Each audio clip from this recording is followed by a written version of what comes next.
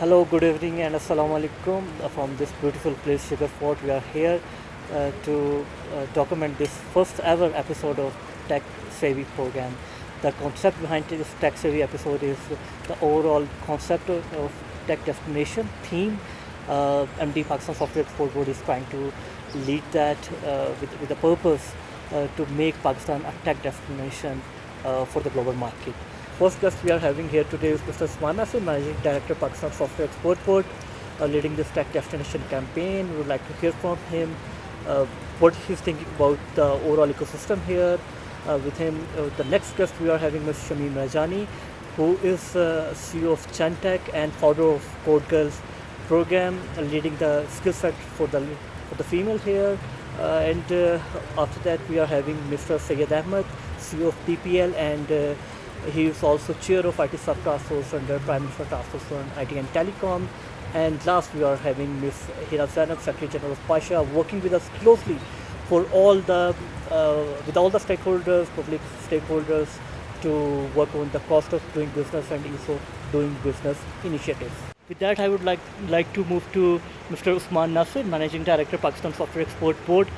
So to start with you, Usman, when you landed in this position as a Managing Director and having a background of international technology sector, I think you got enough time now to understand where we are standing currently as an IT sector. And when I ask you where we are standing as an IT sector, of course I am having the comparison for our immediate regional, competitors. So what do you think? I think we are roughly at a exponential growth point. I think where the industry is standing, we are more than 12,000 companies. I believe somewhere around in the vicinity of 15,000 operational companies in the industry, and there's a very good mix of call centers, software houses. And the good thing that we can see that a lot of companies in the industry are doing high margin activities. Now, from that perspective, if I look where we are at, we as an industry, we provide 70% cost optimization compared to the same operation running in US. We provide a lot of other facilities. For instance, if you compare us from India, our foreign exchange rate are nearly half of that of India. So that means cheaper labor, cheaper salaries, and much cheaper real estate comparatively. And then we also allow 100% ownership, foreign asset ownership. From all these benefits that Pakistan industry has to offer, we have seen significant growth over the past few years. We are now reaching 2.1. We've crossed 2.1 billion in export from 47% growth rate from the previous year. And I believe now this year we can target a 70+% growth to reach somewhere around say $3.5 billion or maybe more. So I see the industry is now taking very seriously. And the great thing about this industry is, amongst all other industry, this has the potential of creating white-collar jobs across places like here. We are here in Shigar. We were in Skardu yesterday, and we were pleasantly surprised by having 37 companies in Skardu. We were pleasantly surprised by having one of their own organization and association representing it. And wherever I go, may it be Bannu, may it be Gilgit, may it be Quetta, may it be Hyderabad, I see this is the only sector creating these white-collar jobs. And the great thing about all of this is 78% trade surplus. So no other industry, no other sector in our country is trade surplus by that much. In services sector, no other sector is trade surplus other than this. So what we now need to do, I believe, is and we are already supplying services to 120 countries in the world. So now what we need to do is to further strengthen this this momentum that we are generating as an industry. We are more than 500,000 people, 500,000 people. As far as the freelancers are concerned, we have crossed 500,000 freelancers. in the country who are bringing in roughly 17% of all of that IT export remittances back to the country. So what I see is all of this can create a movement of brilliance for the country. These small towns can all contribute. These small towns can all contribute not just to the economy but to themselves. And I believe now this is the time that we push further. Right. And on the very point of pushing further, so I would now like to ask you, Syed, being the chair of IT sub-task force under the main Prime Minister's task force on IT and telecom, and working closely with the government and rest of the stakeholders, not only in Ministry of IT and Telecom, but in Planning Commission and Prime Minister's office, and every stakeholder. And keeping in view the challenges and recommendations which you have been compiling with us, and we have been filtering what is actually the need of the industry, especially keeping in view the 47% growth we have posted. We are being pushed by the by the decision makers in the higher offices to take the 47% ahead. Where to go now? So it's really pleasant thing to have the government top offices, including the Prime Minister and the Finance Minister, now really understanding the potential of IT and what it can do for the country. Not just for the IT sector, but also for the masses, for example, in order to keep the inflation under check, in order to keep the currency strengthened and all that, to create the jobs in Pakistan. I think it's the first time that a Prime Minister level realization and push is there for the IT industry. For the longest time, textile sector has been seen as the main growth engine for Pakistan's exports and economy. But now that there's a realization that the services sector is going to provide the next 20 years of growth for Pakistan. And within the services sector, IT sector is more than 25% of exports. And it's clear winner when it comes to the kind of trade surplus we generate, the kind of exports we are generating. So, if this kind of realization and support and environment was there 20 years ago, Pakistan would have been a $30 billion worth of exports right now. But I think right now we do see a lot of things happening, ecosystem coming together, and now we are going to look at explosive growth for the IT sector. You already saw, for example, the kind of exports growth happening. We are looking at a lot of startup fundings happening. We are looking at a lot of mega government projects supporting the ecosystem. For example, kind of tech zones, technology parks, Ministry of Finance trying to create ease of doing business, other things. So I think we should target $10 billion by 2025. I think we can create 1 million jobs. The BPO sector can create massive job opportunities for people, and then there are high-end activities as well. So I think there's a massive opportunity there. Then we have been lagging behind when it comes to e-government and opportunities to create efficiencies in the government.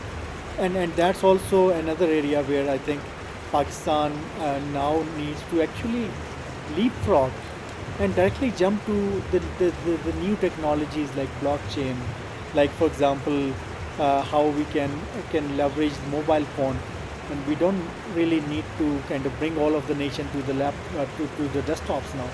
So mobile Right. phone is everywhere. We have a good telecom growth over here as well.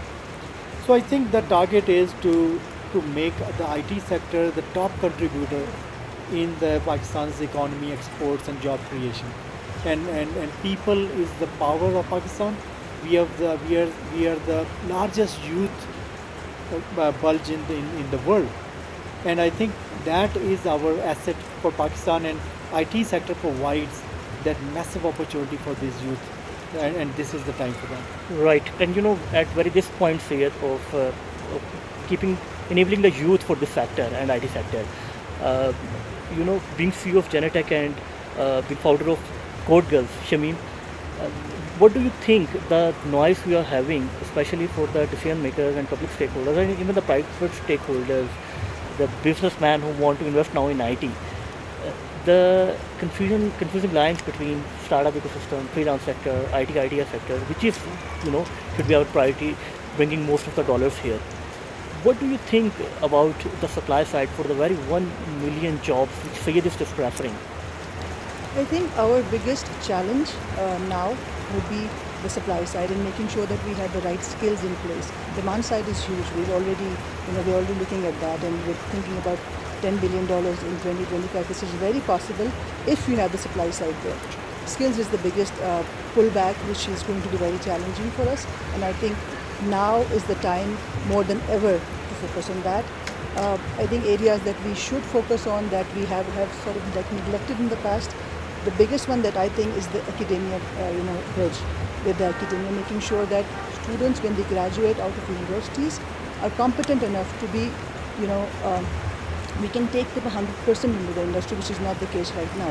So that is a huge side where the private sector needs to work with the government, right, and make sure that we do that. The other thing I think is upskilling and reskilling of the existing resources, like Syed mentioned blockchain, and we know that AI and ML, and these are the emerging technologies. We need to make sure that people in the industry right now, they get acquainted with these technologies so that we can move forward. The other biggest thing I think is that we have the biggest youth, like you just mentioned. A lot of the youth is in remote areas like these. It was so eye-opening for us when we came to Discovery that it has 100% education ratio and amazing. I mean, people are like I've seen girls and boys speak English better than I've seen them, a lot of them in the cities, right? So I think we should be able to leverage on that, given that we have the right kind of infrastructure in place. Fourth and the most important, I think that, and I'm very close to that, is diversity. Around 49% of women in Pakistan, like 49% of our, population in Pakistan is women. We need to focus on bringing them into the main task force, and which is why we do see small, efforts by organizations here and there who are working in solos. But I think a wholehearted effort from the government and the private sector hand in hand needs to be made in that area as well. Hira Zainab, Secretary General Pasha is also here with us, and Hira, you met people here just like Shamim was mentioning, and the kind of potential we are looking at. You have been engaged lately with other public stakeholders and the kind of understanding we need to make them happen and make it happen at their level. For example, we had a very good session with FPR and State Bank last week in Karachi, and they heard directly from IT companies there. Rather you being from Pasha and me being from Ministry and Usman being from PSB will be telling something, they directly heard and understood the kind of non-traditional patterns, non-traditional matters they need to have for us, for our sector. So what are your thoughts, the kind of efforts, time and thought investment we have made till date, and how you're looking forward to take those stakeholders on board? And of course I am talking about two sides, cost of doing business and the other ease of doing business. I'll add more to that actually, Raza.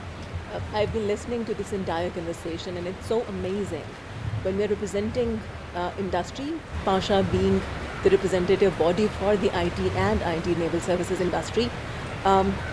We have seen how this industry has really grown. And not only, having this record-breaking growth, but we have seen how government has really started taking a lead in supporting the industry. But this, as Syed also mentioned, this is just like, the beginning. In order to really reach the potential, we have to fight the wars in 3 levels.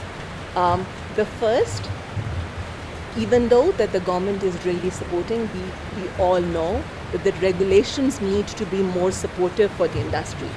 Whether it's supporting companies in ease of doing business or reducing the cost of doing business, companies feel frustrated when they are operating in Pakistan, and they are very vulnerable because IT industry doesn't operate like other industries. And IT industry, if not supported by the government, can also move to other destinations as well. So we have to be careful in that. The second war that we have to fight is on the country perception. Unless we all work together to build the perception for Pakistan, we cannot have, the leaders in the industry in Pakistan. And the third, as Shamim pointed out, is the bottleneck is in the resources. We can do everything from the regulation side, and we can build image for Pakistan, but if we do not address the quality of the graduates that are coming out of universities, our industry can have all the jobs, but they can't be filled. Very important. And just to be more filtered and focused for the second and final round of discussion, Usman, I would like to ask you, when we talk about the prioritizing, the immediate need, and the sleepless nights you and Junaid and rest of the Sayyed and Bakan and the rest of the people are having to make everyone understand the kind of funding we need, the kind of other handy things we need, than thought and time investment which we have already put into. On the supply side, you have worked extensively. On the demand side, you have worked extensively to understand what are the immediate tools needed to enable those resources.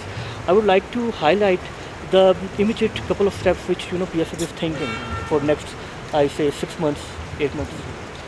So when we started the whole conversation and we started panning out to the entire industry, we realized what we need to do.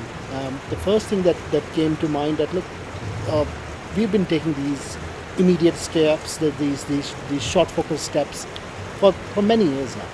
But this all now needs to go through a strategic framework. And unless that strategic framework is created and then followed and then followed leader after leader, otherwise we would just go from one position to other and we'll never get where we want to. So the first thing that we did, between yourself, mine, Sayyed and Junaid Saab and Bakan, we sat together and then we consulted the industry and we started creating the strategic framework. By now, by this time today, we have created the 30th version of it. So over the 6-7 months, we kept on refining it, we kept on talking to the industry leaders, kept on talking to the government participants. And the two sides that we came to realize is, A, the supply side and the demand side, obviously. The first thing that we realized is that demand is not the problem, as you rightly mentioned. Demand is huge, it's there, it's out there. We have been lacking in the right side of supply, in the right supply elements that we can tap into the demand eventually. Now, on the supply side, we realize that number one is HR readiness and the industry capability and the industry readiness. HR readiness is our first challenge. I see it as our biggest challenge, because this is a HR input and money output industry. And we are right now, as the industry believe, and that we also believe, that we are facing a shortage of 40,000 skilled resources at this moment today. And those 40,000 skilled resources from a multiple of $25,000 a year, we are easily looking at $1 billion that can be easily injected into the industry, provided we have these people rightly skilled. So that's number one. That's the biggest issue. And I believe a couple of factors that Sayyed, Shamim and Hira have mentioned is that A, the quality of the graduates, B, the entire rejigging of university education for our sector. We have to think beyond that 4-year program. Can we do a 2-year program on a stackable degree basis? We just do the basic technology courses up front. Then person can go out, work in the industry, and can, whenever wish to complete their another second 2 years. Then the other issue is infrastructure. From after that, infrastructure, we realize we've been only focusing on Karachi, Lahore, and Islamabad, and we need to focus beyond. That's just 17% of the population. The other 83% has to come on board, and hence our drive to create 40 new software technology parks across the country. We have done 11 already. We have finalized 13 more, and I believe in 2 years' time we'll complete our target, and we'll go, and then we start looking beyond. Number 3 is ease of doing business and cost of doing business. That's critical. People won't come and invest into the country unless we solve these two. The last is access to capital. And that's pretty important for the IT industry. It was very hard to raise capital up till now. So we've started programs like adding 40 companies to stock exchange. We'll talk about that later someday, and creating a private equity movement for the industry, where the old money can come from textile, from leather, from other businesses, even from real estate, to come and flow into IT. I believe if we do these properly, and we create programs, we create segments properly within these 4 or 5 elements, I think we'll be able to crack it. Great. And to take from this point, Sayed, I really wanted to focus for a minute or two, especially for the international audience watching this episode, and the kind of ownership bureaucratic and political leadership is having for the sector. And of course, like for the other export sectors of the country, because we are going through a transition, coming out of the U curve and going towards the growth, there is a transition which need to be happen at institutional level, which need to be happened at private sector level. But for our international audience, we can focus the why it is the right time to be here. So first of all, I would say that if you look at the region, India, Philippines, even Bangladesh, other countries, there's a lot of talent available in this region, and it has already proven itself for the international markets. The reason Pakistan has been held back, one of the key issues has been law and order situation in Pakistan. That was there from 2006 until 2016, and we had like war on terror going on in the neighbors. But those things are now past. Pakistan's perception is now changing, but the reality has long changed. Pakistan is a stable country now. Whenever there were indices ranking different destinations for outsourcing, Pakistan used to rank on top for most of the indicators, for example, cost, the kind of education and other things. But Pakistan used to rank low for political stability and law and order situation. So now that we have the third democratic government completing its time, it's a stable democracy now. Law and order situation is there, and then because of the government's understanding of this sector now, we have, for example, there has been long-standing issues of repatriation of profits, and how to ease of doing business, and even movement of money, other things. And now government, we have came up with a strategy where all of these issues are going to be solved through, for example, initiatives like a special technology zone, where State Bank has already given a 10 years kind of incentive, customs, all of the different FBR, everyone has given holiday for 10 years. So you will not be questioned for investing into Pakistan, taking your money out whenever you want in dollars.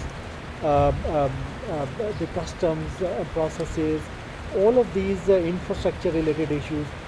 For the longest time we didn't have such high caliber buildings in Islamabad and Karachi, Lahore, that would pass the criteria of many of the multinationals.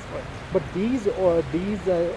that level of infrastructure and even bandwidth now through the CPEC, there's a lot of fiber backbone being added to the national system. So I think everything is coming together now, and this is the right time for the international investors, because the government has announced such unprecedented incentives for them, and as soon as these projects are executed, I would say 6 months, a year, and this would be, it's whoever enters this market first, I believe there is room for 10